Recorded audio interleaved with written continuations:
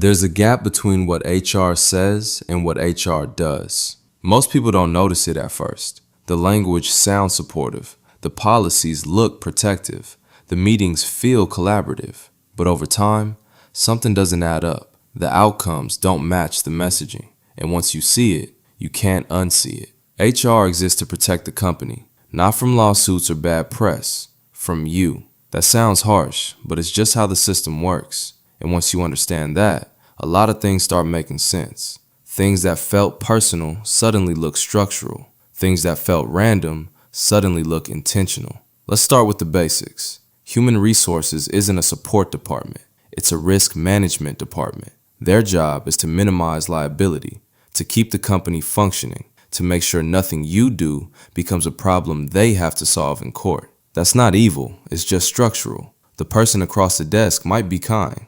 They might genuinely want to help, but the role itself has a different mission, and the role always wins. Here's what that looks like in practice. You go to HR with a complaint. Maybe your manager is crossing lines. Maybe you're being harassed. Maybe the workload is unsustainable and people are burning out. HR listens, they nod, they take notes, they tell you they'll look into it. They might even seem concerned. And maybe they do look into it. But what they're really doing is assessing risk. Not to you, to the organization. They're asking themselves a few questions. Is this person likely to sue? Is this going to become a public problem? Is there documentation that makes the company look bad? Can we contain this quietly? How much will it cost to make this go away? And then they act accordingly. If you're the problem, they'll manage you out. If your manager is the problem but valuable, they'll move you. If it's murky, they'll do the minimum required and hope it goes away. This isn't a conspiracy. It's just how institutions behave when self-preservation is the priority. There's a phrase you hear a lot in these conversations. We take this very seriously. That's true. They do take it seriously, just not in the way you think. They take it seriously as a threat to the organization, and their response is designed to neutralize that threat. Sometimes that means fixing the problem. Often it means managing the optics. Sometimes it means managing you. The distinction matters. Here's the part nobody warns you about. When you go to HR, you create a record, and that record follows you. Even if you're right, even if you're the victim, even if the investigation clears you completely. You're now someone who escalated, someone who caused the disruption, someone who might do it again. That label sticks. It doesn't matter if the complaint was justified. What matters is that you're now a known variable. And known variables get quietly sidelined. Not immediately, not obviously, but it happens. This is where most people get stuck. They think honesty and fairness will protect them. They think the system rewards people who speak up. They think doing the right thing matters more than doing the convenient thing. And maybe it should, but it doesn't. What it rewards is smooth operation, people who don't make waves, people who absorb problems quietly, people who leave before they become expensive.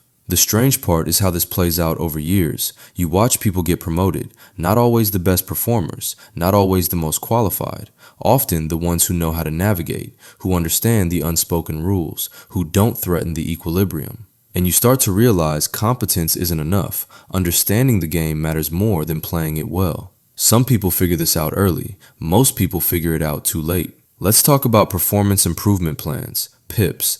If you're ever put on one, here's what's really happening. The company has already decided. They're not trying to improve your performance. They're building a paper trail. So when they let you go, it's documented. So you can't claim it was retaliation or discrimination. So they can show they gave you a chance. The PIP isn't a chance, it's a countdown. Sometimes people do survive them, that's true, but usually it's because they were useful in a way that outweighed the risk, or because they had leverage the company couldn't ignore, or because the manager who initiated it left before it concluded. For most people, the PIP is just a signal. Start looking, don't wait for the inevitable. Now let's talk about salary. Your pay is not based on your value, it's based on what they think they can pay you. That number is set by negotiation, leverage, and market conditions, not by fairness, not by contribution. If you didn't negotiate, you're probably underpaid. If you've been there a long time without switching jobs, you're definitely underpaid. The system rewards people who leave, not people who stay. Raises work the same way. They're not about rewarding performance, they're about retention. If you're not a flight risk, you're not a priority. If you're loyal and reliable and quiet, you'll get the standard percentage, maybe 2%, maybe 3%. The person who just joined will get more. because they had leverage when it mattered, because they negotiated from the outside. This creates a strange dynamic. The people who care most about the work often get rewarded least, because caring makes you invested, and investment makes you less likely to leave, so the company can afford to underpay you. It's not malicious, it's just efficient, and efficiency is what the system optimizes for, not loyalty, not fairness. When companies restructure, they'll tell you it's about efficiency, about staying competitive, about adapting to market changes, about positioning for the future. Sometimes that's true, but often it's just about cutting costs. And the people who get cut aren't always the least productive. They're the most expensive, the longest tenured, the ones whose salaries have crept up over time, the ones who've been there long enough to accumulate raises. That's not personal, it's math. You'll hear about culture, about values, about how the company is built on trust and transparency, how people are the most important asset. And maybe the founders believed that once, maybe some leaders still do, but culture is what happens when the pressure is on, not what's written in the handbook. And when budgets tighten, culture is the first thing that gets quietly set aside. The values don't change on paper, they just stop mattering in practice. This is the part that feels heavy, because you can do everything right. You can be good at your job. You can be liked. You can show up early and stay late. You can follow the rules. You can believe in the mission. And it still might not matter, because the rules are written for the institution, not for you. The hardest part is watching people blame themselves. They think they weren't strategic enough. They think they should have seen it coming. They think if they just worked harder or spoken up differently or built better relationships, things would have gone another way.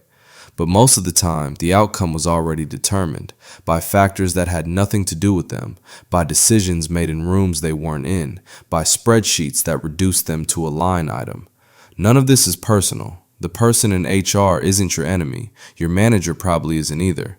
Most of them are just trying to do their jobs. They're just operating inside the same system you are. A system that prioritizes continuity and profit over individual fairness. Understanding that doesn't make it better, but it makes it clearer, and clarity helps.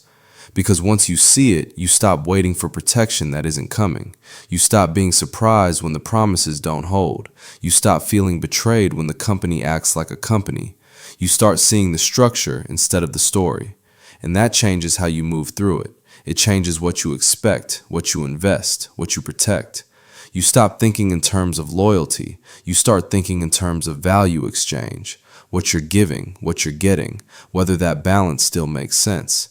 Not forever, just right now. And that's okay. That's what HR will never tell you, not because they're hiding it, but because the system doesn't benefit from you knowing. It benefits from you hoping, from you believing, from you staying invested in the narrative. The narrative that hard work gets rewarded, that loyalty counts for something, that your contribution will be recognized when it matters. It benefits from you staying just long enough to be useful, to train your replacement, to finish the project, to get through the busy season, and then moving on before you become expensive, before you accumulate too much institutional knowledge, before your salary becomes a problem to solve, before you're tenured enough to expect more than the system wants to give. The timing isn't accidental, it's designed, not by any one person, but by the logic of the system itself.